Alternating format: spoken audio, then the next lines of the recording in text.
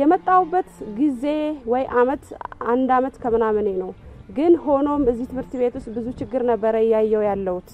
በምን ዙሪያ ብንል በሽንት ቤት ዙሪያ ትልቅ ትምህርት ቤት ነው ትልቅ ስታፍ ነው ያዘው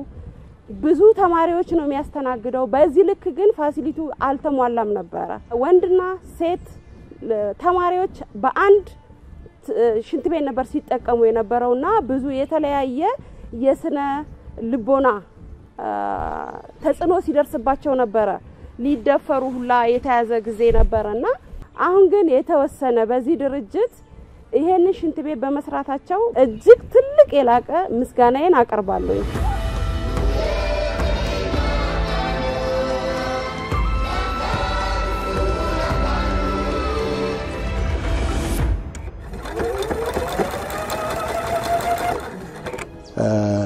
በዚህ በተሰሩ ስራዎች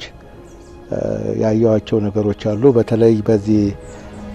ተገልለው የነበሩትን ወደ ስራ እንዲገቡ ያደረግበት ቦታ አለ በልብስ ስፌት እንዲሁም ደግሞ በኮምፒውተር በፀጉር ስራ የመሳሰሉት እንዲደራጁ ተደርጎ በስራ ላይ ናቸው ያሉት ኮሳፕ አዘጋጅቶ በሚሰጠን ስልጠና በመጠቀም ሎቢ በማድረግ የተለያዩ ስራዎችን ሰርተናል